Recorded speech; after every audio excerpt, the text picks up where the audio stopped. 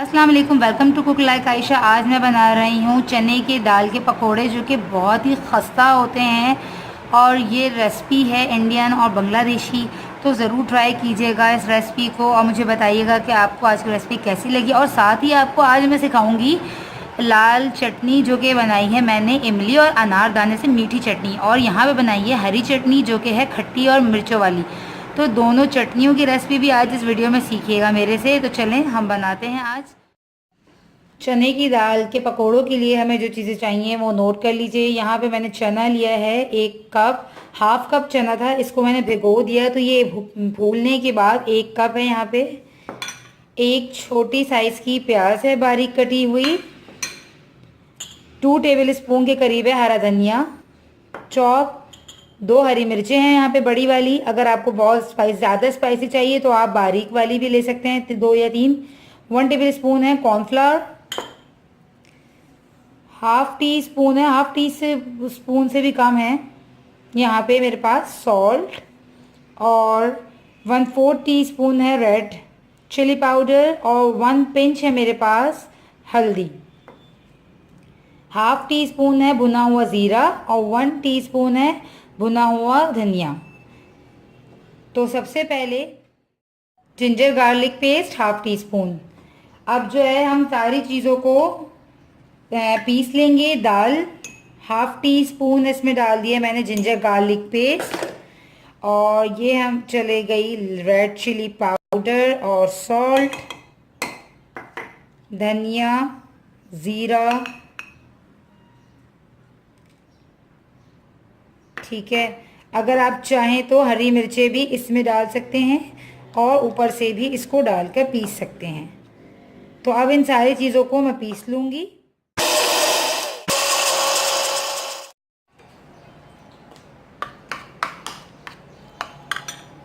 अब हम इसमें प्याज डालेंगे और ये कॉर्नफ्लावर। अब इन तमाम चीज़ों को डालकर हम अच्छे से इसको मिक्स कर लेंगे।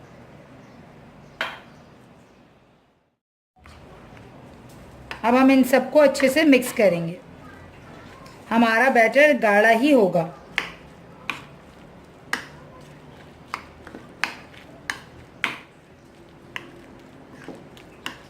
पीसते हुए अगर थोड़ी सी प्रॉब्लम हो तो आप हल्का सा इसमें पानी ऐड कर सकते हैं, 3-4 खाने के चम्मच, मगर ज़्यादा नहीं। कोशिश कीजिएगा बहुत हल्के से ही पानी में आप इस चने की दाल को पीसें, क्योंकि हमें बैटर जो है पतला नहीं चाहिए।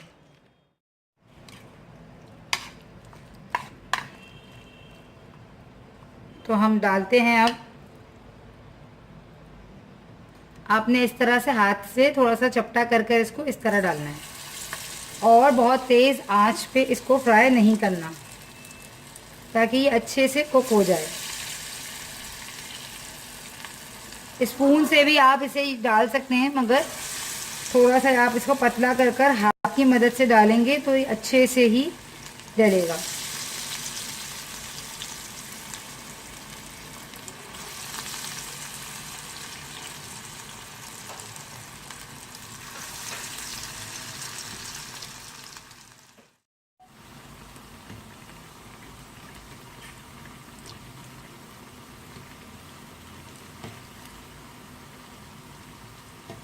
इसे आप जब हल्की आंच पे फ्राई करेंगे तो ही ये खस्ता होंगे। तो अब मैं इसे उठा लूँगी।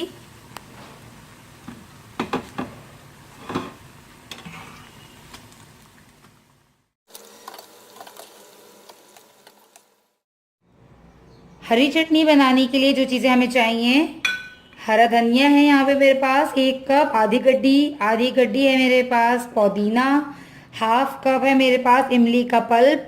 आधी जो है कप आप जो है इमली ले लें और उसमें पानी भिगो कर रख दें और उसमें पल्प निकाल लें, इस तरह से गुठलियाँ अलग कर लें। और आप चाहें तो खट्टा अपने हिसाब से थोड़ा कम भी कर सकते हैं। यहाँ मैंने हाफ कप लिया है।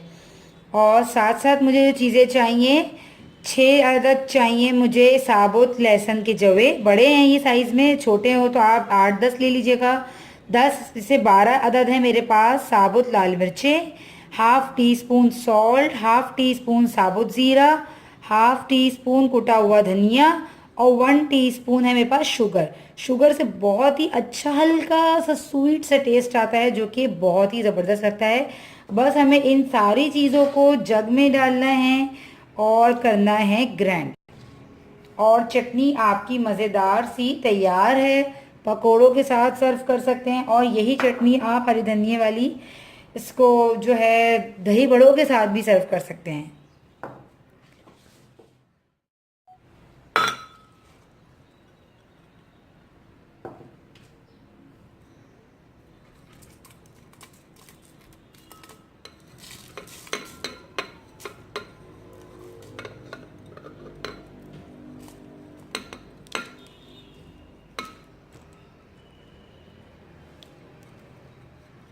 ये सारी चीज़ें हमने डाल दी हैं और हम इसको ग्राइंड कर लेंगे। थोड़ा सा पानी ऐड करेंगे हम, बिल्कुल ज़रा सा, जितना से कि ग्राइंड हो जाए।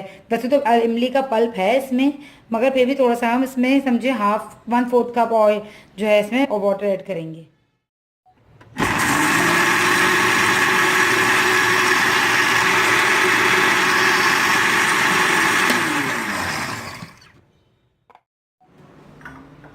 तो यहाँ हम इस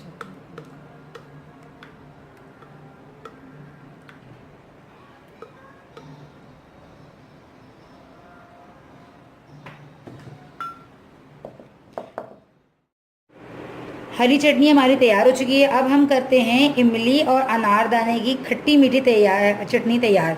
तो इसके लिए यहाँ पे मैंने लिया था 1 कप इमली, जिसका पल्प ये है 1 कप इमली का। और पानी से डाल कर अच्छे से जो है इसका पल्प निकाल लीजिएगा, ज़ाया ना हो इमली।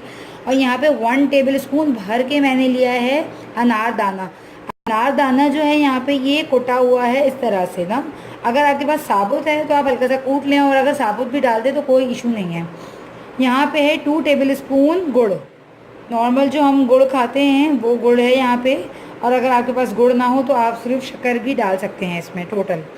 साथ ही साथ जो है मुझे चाहिए 1 teaspoon chaat masala, 1 table spoon चीनी, ½ टीस्पून काला नमक और 1 टीस्पून कुटी हुई लाल मिर्चें।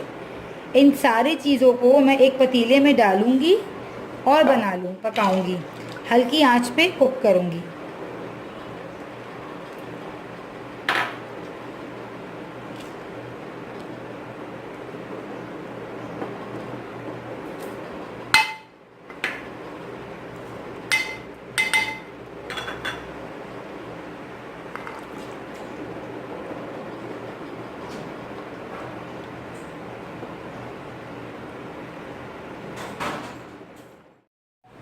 हमने इसको जो है हल्की आंच पे पकाना है। ये देखें 2 मिनट में ही उबाल आ चुका है। अब मैं इसे दरमियानी आंच पे इतना 5 मिनट तक कुक करूँगी तो ये थिक हो जाएगा। बस हमने इसको हल्का सा कुक करते हुए थिक करना है, ताकि ये जो अनारदाना है और ये जो इमली का पल्प है, कुटी हुई लाल मिर्चें, ये थोड़ा अच्छे से पक जाएं। ये देखें चटनी जो है हमारी थिक हो चुकी है। 5 मिनट्स आप इसे दरमियानी आंच पे जब कुक करेंगे तो ये इस तरह से थिक हो जाएगी। और जब ये ठंडी होगी तो ये और मज़ीद थिक हो जाएगी। इसलिए हम जो है फ्लेम को अब कर देते हैं बंद। और आप जो है इस चटनी को काफ़ी दिनों, 1 महीने तक जो है फ्रिज में रख कर यूज़ कर सकते हैं, क्योंकि ये कुक हो चुकी है। अगेन हम इसमें हाथ नहीं लगाते। हर वो चीज़ ख़राब हो जाती है, वो चटनियाँ ख़राब हो जाती हैं जिसमें हम हैंड्स यूज़ करते हैं या इसको कुक नहीं करते हैं। क्योंकि ये हमारी कुक हो चुकी है तो ये अब काफ़ी दिन तक जो है फ्रिज में स्टोर रह सकती है।